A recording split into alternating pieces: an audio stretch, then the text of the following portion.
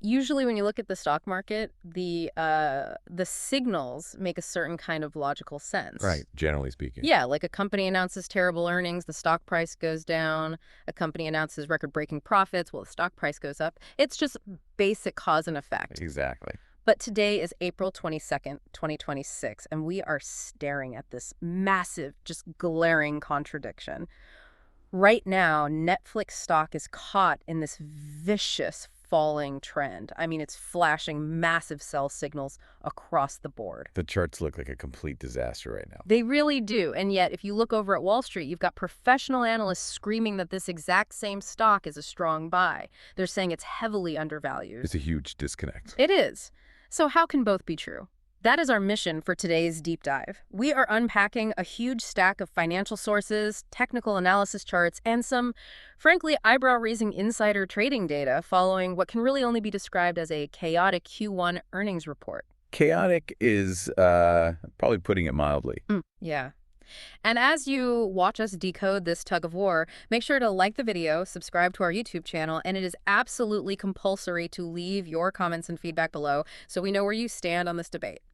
Okay, let's unpack this. How does a company that literally just reported record profits trigger such a violent correction in its own stock? Well, to understand the sheer whiplash happening here, we kind of have to establish the context of the price action first. Because the volatility we're seeing is staggering. Right. Let's look at the numbers. So as of the closing bell yesterday, April 21st, Netflix was sitting at $92.58. The day range was, relatively tight, trading between $92.37 and $94.65. Okay, pretty normal day on the surface. Exactly. But zooming out tells the real story of just the destruction of shareholder value. Over the last 52 weeks, this stock hit a high of $134.12 back in June 2025. Wow. Yeah, and then it plummeted to a low of $75.01 in February 2026. I mean, that is a massive swing for a media giant. A nearly $60 variance from top to bottom. We're talking about billions of dollars in market capitalization just evaporating, then, coming back, then evaporating again. Right, and that volatility is exactly why the market is so on edge right now. And what makes it so perplexing is that if you look at their recent financials, like just in a vacuum, they are incredibly strong. You really are. I was looking at the Q1 2026 actual. Yeah, Netflix pulled in $12.25 billion in revenue. That represents a 16% jump year over year. 16% growth for a company that big is huge. It's massive. And net income was $5.28 billion. Now, we should note that figure does include a one-time $2.8 billion fee. But even factoring that in, the profitability is immense. Diluted earnings per share hit $1.23. Okay, so they are making serious money. Oh, absolutely. And this builds on a very solid foundation from their full year 2025 annuals. Last year, they posted $45.18 billion in total revenue, nearly $11 billion, $10.9 billion in net income, and an EPS of $2.53. And from what I'm reading in the source material, their balance sheet is, well, it's practically a fortress. It really is. They're sitting on a cash position of roughly $12.3 billion against a gross debt of about $14.4 billion. For a company operating at this scale, like producing original content all over the globe, that debt load is highly manageable. Not only is it manageable, but it gives them this massive financial war chest. I mean, the cash flow metrics are where the bulls are really planting their flag right now. What do those look like? Operating cash flow reached $2.11 billion in Q4 of 2025 alone. And management is forecasting a staggering $12.5 billion in free cash flow for 2026. Wait, $12.5 billion in free cash flow? Yes. They are doing this by targeting operating margins of 31.5%. So when you look at those traditional metrics, you just see a highly efficient cash-generating machine. Which brings us right back to the central mystery here. We have a cash-generating machine with a fortress balance sheet, but the stock cratered anyway. So what was the specific catalyst that sent investors running for the exits? Well, the market was hit with a brutal 1-2 punch during the earnings call. First, we saw a classic Q2 guidance miss. Guidance. It always comes down to the guidance. Always. Wall Street consensus was expecting them to project $12.65 billion in revenue for the upcoming second quarter. Instead, management projected $12.57 billion. Okay, wait. We're talking about an $80 million difference on a projection of over $12.5 billion. That sounds like a rounding error. Why would a fraction of a percent cause a massive sell-off? Because in financial markets, particularly with companies historically priced for, hyper growth, Hmm. forward guidance isn't just about the raw dollars, it's about the trajectory. Right. If top-line growth is slowing down, even by a fraction of a percent, the mathematical multiples that institutional investors use to value the stock, well, they contract dramatically. But that guidance miss was only the first punch. There's more. Yeah, the real shocker was the announcement that co-founder Reed Hastings is departing as chairman in June 2026. Ah, okay, that's the piece of the puzzle that really stands out. It's huge. It's like an Olympic sprinter breaking a world record, but as they cross the finish line, they announce their legendary coach just quit, and they might pull a hamstring next month. The crowd doesn't care about the record anymore, you know? They're panicking about the next race. That analogy hits the nail on the head. Markets can price in bad news, but they absolutely cannot price in uncertainty. Hastings isn't just some guy in a suit. He is the visionary architect of the entire streaming industry. Right, he built this thing from mailing DVDs. Exactly. So his departure creates this psychological leadership vacuum. And the timing couldn't be worse, because it comes right as the company is trying to execute a massive pivot in its core business model toward advertising. And the reaction to that uncertainty was just swift and brutal. I mean, the stock dropped 12.9% in a single month, and it's down 25.4% over the last 6 months. We're at the bloodbath. It is. So if the numbers on the spreadsheet look great, but the market is treating the stock like it's toxic, we have to look past the income statement. We need to look at what the people inside the building are doing with their own money and what the trading algorithms are signaling. So let's start with the insiders. Right. The insider trading data introduces a highly pessimistic narrative here. We saw heavy insider selling occurring right before the Q1 earnings report was released. How heavy are we talking? Reed Hastings dumped approximately $40.2 million worth of his shares on April 1st. Wow. Yeah. And the very next day, April 2nd, Chief Financial Officer Spencer Newman sold about $2.8 million in stock.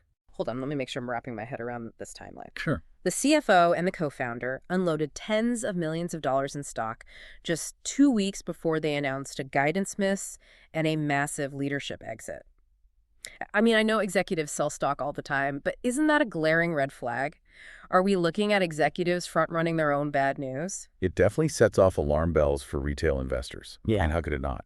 Now, to be objective, high-level executives often use what are called 10b5-1 plans. Right, the pre-scheduled sale. Exactly. They're pre-scheduled stock sales designed for tax and diversification purposes, specifically to avoid accusations of insider trading.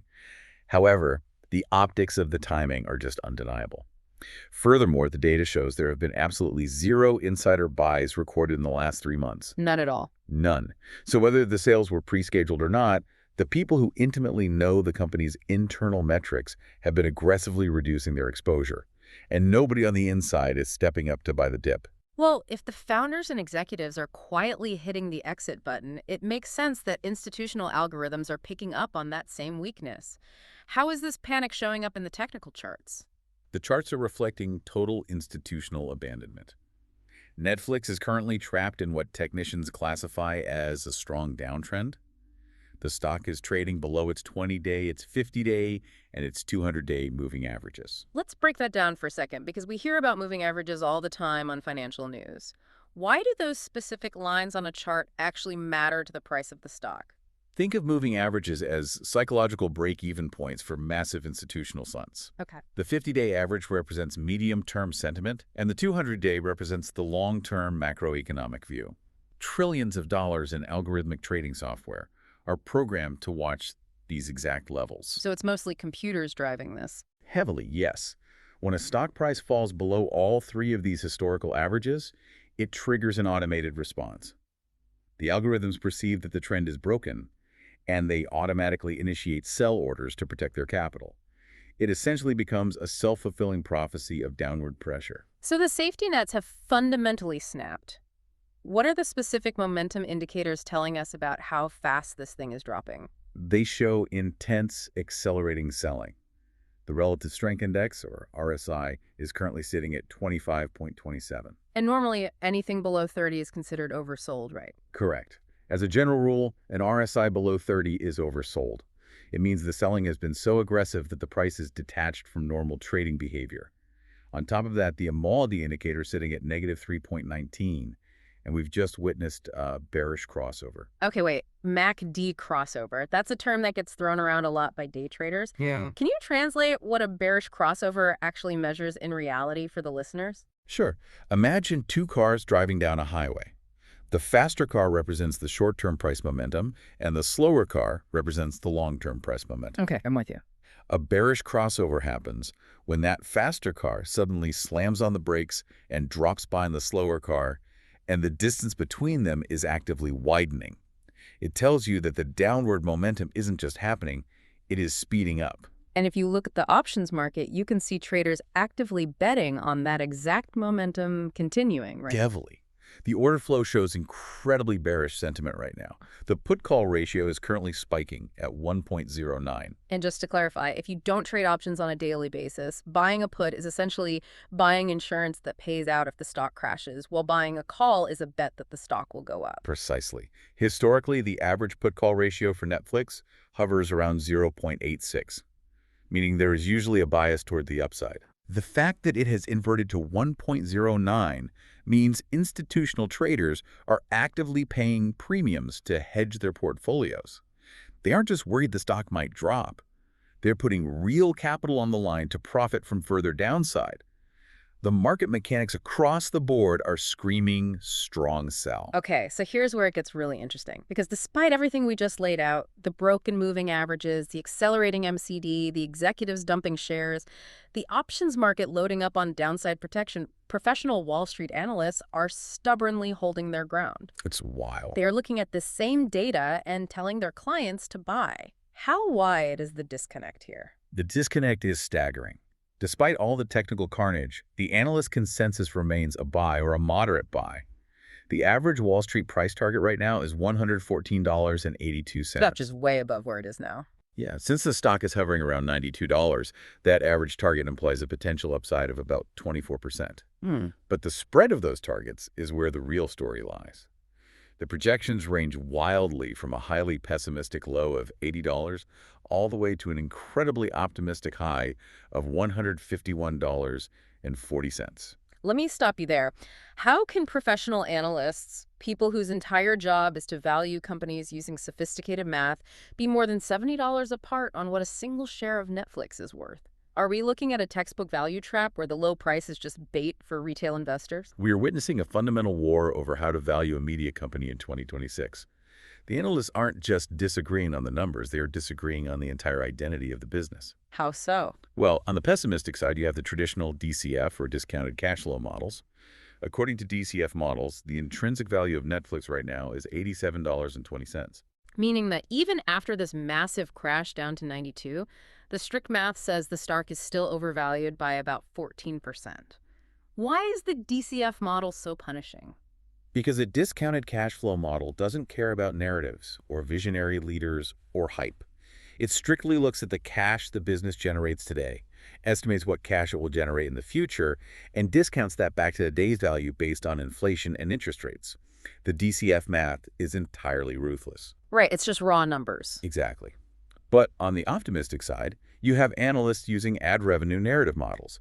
These models price the stock at $149.37, arguing it is massively undervalued. So what exactly is the argument for a $149 price target? What is the bull case that makes someone look at a crashing chart and think, yes, this is the dip of the decade? The bull case, the best case recovery scenario, rests on three main pillars. First is pure market dominance. Netflix still commands over 325 million paying subscribers globally. That's a massive audience. Well, it is. They've effectively won the legacy streaming wars, handily beating competitors like Disney Plus and HBO Max. Second is the advertising pivot. Bulls are projecting Netflix's ad revenue to double year over year, hitting $3 billion by 2026. They believe the new ad-supported tiers will unlock entirely new demographics. And the third pillar involves financial engineering, right? The share buybacks. Yes, and this is a massive lever management can pull. Netflix still has $6.8 billion remaining in their share buyback authorization. For those trying to visualize why buybacks matter, it's essentially artificial scarcity. Right. The company takes its own cash, steps into the open market, and buys its own shares, removing them from circulation. If there are fewer slices of the pie available, the remaining slices inherently become more valuable. That's the exact mechanism. Between the subscriber lead, the ad revenue explosion, and the buyback support, the bulls see a $92 price tag as an absolute steal. Okay, I understand the optimism, but what about the bear case? Why do the pessimists look at those exact same three pillars and say, no, this is going to keep crashing down to $80? The bears look at the Q2 guidance miss and see a structural ceiling. They are pointing out that Netflix is projecting its slowest revenue growth in a year. The core argument is about identity. Like we talked about earlier. Right. For a decade, Netflix was valued as a hyper-growth tech darling. But the bears argue that era is over. With growth slowing and the visionary founder stepping away, Netflix isn't a tech company anymore. It's just a mature media utility, like an old-school cable provider. And cable companies don't get tech valuations. Exactly. Utility companies simply do not command the premium stock multiples that tech companies do. They believe the stock is experiencing a painful, permanent valuation downgrade. So what does this all mean for the everyday investor looking at their portfolio? If the long-term relies on a totally unproven ad revenue model, but the short-term chart looks like a falling knife, isn't the volatility itself the biggest downside risk here? Volatility is the primary trap, specifically because of a market phenomenon known as the dead cat bounce. A very gruesome term for a very real financial mechanism. It is. Remember earlier when we discussed the RSI indicator sitting at 25.27? Right, deeply oversold. Exactly. When an asset is dumped that aggressively, a short-term upward rally is almost guaranteed, but not for the reasons people think. It's driven by market mechanics, specifically short sellers. Break that down. Why would people who are betting against the stock cause the price to go up? Because of how short selling works. To short a stock, you borrow shares and sell them, hoping to buy them back later at a lower price to return to the lender. When a stock crashes from 134 down to 92, those short sellers have made massive profits. Oh, I see. So they have to close their positions. Yes. Eventually, they decide to cash out. To lock in their gains, they have to physically buy the stock back. When all these short sellers start buying at the same time to close their positions, it creates a sudden spike in demand, driving the price up. Furthermore, the original sellers who wanted out have already sold, leading to seller exhaustion. That temporary mechanical upward spike is the dead cat bounce.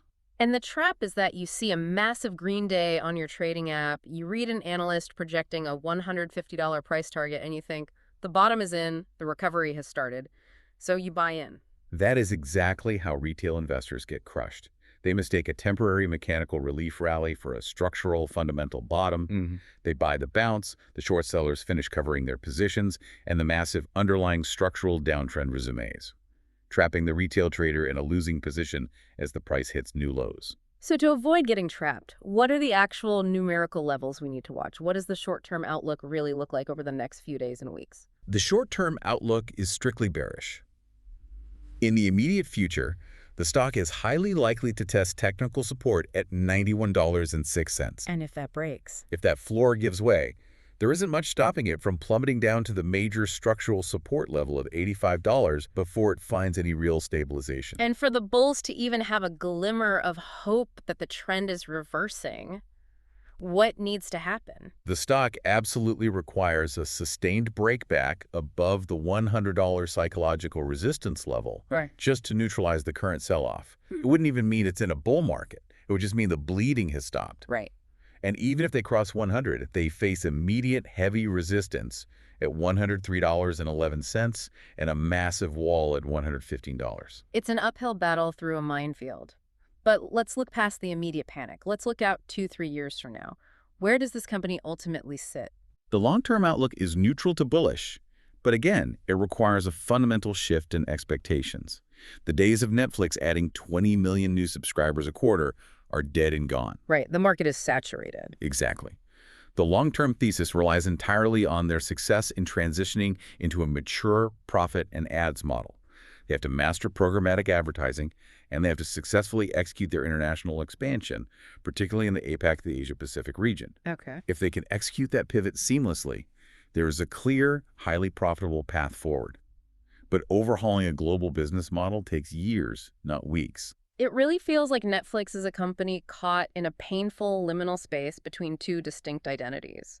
They are shedding their high-growth tech past, but they haven't quite fully realized their ad-supported, profit-focused utility future. And as we've seen in the charts today, the market absolutely hates that kind of uncertain space. It is the defining struggle of their current valuation.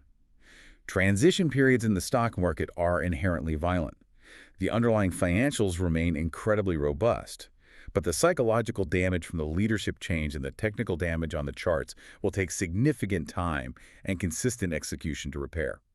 And of course, before we wrap up, we must naturally emphasize that this entire discussion, our deep dive into the technical indicators, the fundamental valuations, and the insider data, is purely an educational analysis of the source material provided. It is absolutely not financial advice. Always do your own thorough due diligence, consult a professional, and understand your own risk tolerance before stepping into a market this volatile. Wise words. But it does leave us with a fascinating, almost philosophical puzzle to chew on. If a behemoth company with 45 billion in annual revenue, 12 billion in cash, and 325 million paying subscribers can lose a quarter of its stock value in 6 months just because its visionary co-founder is retiring, well, it makes you wonder, is the stock market actually valuing the company's underlying business model, or is it just valuing its personality? Let us know what you think in the comments.